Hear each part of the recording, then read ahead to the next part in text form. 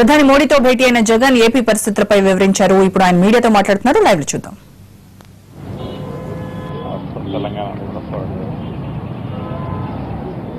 ఈరోజు నరేంద్ర మోడీ గారిని ఆయన అపాయింట్మెంట్ ఇచ్చిన నేపథ్యంలో ఢిల్లీకి వచ్చి ఆయన కలవడం జరుగుతూ ఉంది. గతంలో నరేంద్ర మోడీ గారిని ఆంధ్ర రాష్ట్రానికి సంబంధించిన విషయాల మీద ఏవైతే రిక్వెస్ట్ చేశామో అది మళ్ళీ ఒకసారి తను గుర్తు చేయడము ఖచ్చితంగా చేయాలి అని తన మీద ఖచ్చితంగా చేయాలని తనను మళ్ళీ ఒకసారి రిక్వెస్ట్ చేయడమే జరిగింది.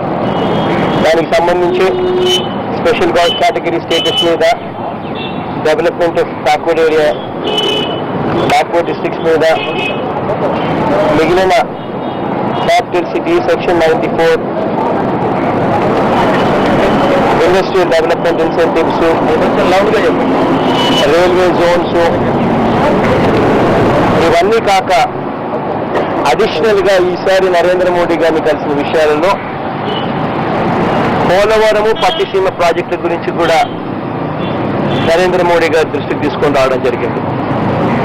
ఏ రకంగా పట్టిసీమ అన్న ప్రాజెక్టు ఏ రకంగా పోలవరం ప్రాజెక్టును కోల్డ్ స్టోరేజ్ లో పరేసే పరిస్థితి తీసుకొస్తుందేమో అని మా భయాలు, మా అప్రిహెన్షన్స్ తనకు చెప్పడం జరిగింది. ఏ రకంగా పోలవరం ప్రాజెక్టుకు సంబంధించి త్వరితగతిన పూర్తి చేయాల్సిన ఆవశ్యకతను మనకు గుర్తు చేయడం జరిగింది. పట్టిసీమ వస్తే గోదావరి వాటర్ డిస్ప్యూట్ ట్రిబ్యునల్ లో మెన్షన్ చేసిన ఈ 7 and 7F అన్న ఈ క్లాసెస్ వల్ల ఏ రకంగా మా ప్రాంతానికి, ఏ రకంగా ఆంధ్ర రాష్ట్రానికి అన్యాయం జరుగుతుంది అని ఎక్స్ప్లెయిన్ చేయడం జరిగింది. 7E ఏం చెప్తుంది అని అంటే పోలవరం ప్రాజెక్టుతో పూర్తితో సంబంధం లేదు. పోలవరం ప్రాజెక్టు పూర్తి కావాల్సిన పని లేదు. పోలవరం ప్రాజెక్టు పనులు మొదలుపెట్టిన వెంటనే, సిడబ్ల్యూసి అనుమతి వచ్చిన వెంటనే 35 టీఎంసీలు నీళ్లు పైన ఉన్న కర్ణాటక, మహారాష్ట్రాలు నీళ్లు మనకు ఇవ్వడం మానేస్తాయి. ఒకవైపున పోలవరం ప్రాజెక్టు పరిస్థితి ఇలా ఉంటే పూర్తితో సంబంధం లేకుండా పనులు మొదలుపెట్టిన వెంటనే 35 టీఎంసీలు మన రాష్ట్రానికి రావాల్సిన నీరు ఆగిపోతాయేమో అని భయం ఒకవైపున ఉంటే, మరోవైపున 7F అనే class, Godavari water dispute tribunal అని 7F అనే క్లాస్ ఇంకా డేంజరస్ క్లాస్. ఆ క్లాస్ ఏం చెప్తుంది అని అంటే గోదావరి నుంచి ఇంకా అడిషనల్ గా ఎన్ని నీళ్లు మీరు డైవర్ట్ చేస్తారో ఆ డైవర్ట్ చేసిన ఎక్స్ట్రా నీళ్లలో కూడా ప్రపోర్షనేట్ గా కర్ణాటక అండ్ మహారాష్ట్రకు కూడా అడిగే హక్కు ఉంటుంది అని చెప్పే క్లాసు.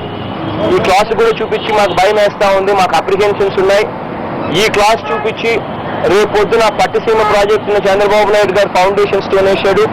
ఇప్పుడు పట్టిసీమ ప్రాజెక్టు చంద్రబాబు నాయుడు గారు ఫౌండేషన్ స్టోన్ వేశాడు కాబట్టి ఈ క్లాస్ చూపించి మరో 35 టీఎంసీలు నీళ్లు, మాకు రావాల్సిన నీళ్లు కర్ణాటక, మహారాష్ట్రలు ఆపేస్తాయేమో అని మాకు భయంగా ఉంది అని 7F క్లాస్ కూడా చూపించి, ఇటువంటి పరిస్థితుల్లో మా భయాలున్నాయి కాబట్టి దయవుంచి మా భయాల మధ్య ఈ ప్రాజెక్టు జరుగుతూ ఉంది, మా భయాలను నివృత్తి చేయండి అని చెప్పి తనని రిక్వెస్ట్ చేయడం జరిగింది. తనకి ఇంకొకటి కూడా చెప్పాం, పట్టిసీమ ప్రాజెక్టు మొదలు పెట్టడం వల్ల మధ్యలో ఎక్కడా కూడా స్టోరేజ్ కెపాసిటీ అనేది ఎక్కడా కూడా లేకుండా ఈ ప్రాజెక్టు కడతా ఉన్నారు. స్టోరేజ్ కెపాసిటీ ఉంటేనే నీళ్ళు అనేది వరద వచ్చినప్పుడు స్టోర్ చేసుకోగలుగుతాం. స్టోర్ చేసుకునే కెపాసిటీయే పోలవరం ప్రాజెక్టు. ఆ పోలవరం ప్రాజెక్టులో 194 టీఎంసీ గ్రాస్ స్టోరేజ్ చేసుకునే కెపాసిటీ ఉన్న పరిస్థితి కాబట్టి పోలవరం అన్నది అంత ఆవశ్యకత అని కూడా తనకు చెప్పడం జరిగింది.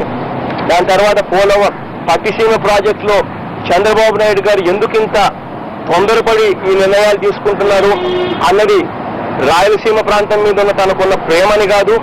కారణం ఏంటంటే రాయలసీమకు సంబంధించి నిజంగానే రాయలసీమకు సంబంధించి తనకు ప్రేమ ఉంటే రాయలసీమ ప్రాజెక్టులు కంప్లీషన్ కోసం తాను కేటాయింపులు చేసిన అమౌంట్ ఈ సంవత్సరం ఎంత అని చూస్తే గాలేరు నగర్కి తాను ఇచ్చింది 169 కోట్లు, హంద్రీ నీవకు తాను ఇచ్చింది 200 కోట్లు, గాలేరు నగర్ పూర్తి కావాలి అని అంటే 2600 కోట్లు కావాలి, హంద్రీ నీవ పూర్తి కావాలంటే 1100 కోట్లు కావాలి, వెలుగొండకు తాను కేటాయింపులు చేసింది కూడా 150 కోట్లు, పూర్తి కావాలి అని అంటే ఆ ప్రాజెక్టు 1500 కోట్లు కావాలి. కాబట్టి తాను చేసిన కేటాయింపులు మెయింటెనెన్స్ కే సరిపోతుంది తప్ప ప్రాజెక్టులు పూర్తి చేయడానికి ఏమాత్రం కూడా సరిపోని అమౌంట్ అని క్లియర్ గా అర్థమవుతా ఉంది.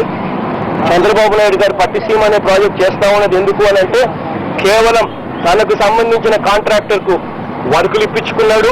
అది కూడా ప్రీ కండిషన్స్ అన్ని కూడా టెండర్ కండిషన్స్ లో ప్రీ రిక్విజిట్స్ అన్ని కూడా మార్పులు చేసి కాంపిటీషన్ లేకుండా చేసి కేవలం తనకు సంబంధించిన కాంట్రాక్టర్లు మాత్రమే కోట్ చేసేట్టుగా చేసి తనకు సంబంధించిన వ్యక్తికి ఆ టెండర్లు ఇప్పించుకునేదానికి మాత్రమే టెండర్లు చేశారు.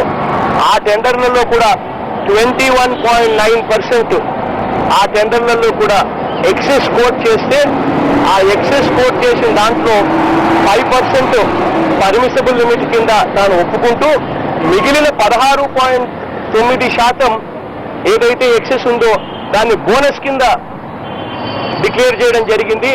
అసలు ఏదైనా బోనస్ కండిషన్ అనేది టెండర్లు పిలిచేటప్పుడు కండిషన్లో బోనస్ క్లాస్ అనేది టెండర్లలో లేదు. అటువంటిది టెండర్లు కోట్ చేసిన తర్వాత ఎక్సెస్ అమౌంట్ ఎవరైతే వేస్తారో ఆ ఎక్సెస్ అమౌంట్ను జస్టిఫై చేసే దానికోసం ఆ బ్యాలెన్స్ అమౌంట్ను బోనస్ కింద డిక్లేర్ చేయడం అన్నది ఇంతవరకు ఏ టెండర్ చరిత్రలో కూడా ఎప్పుడూ కూడా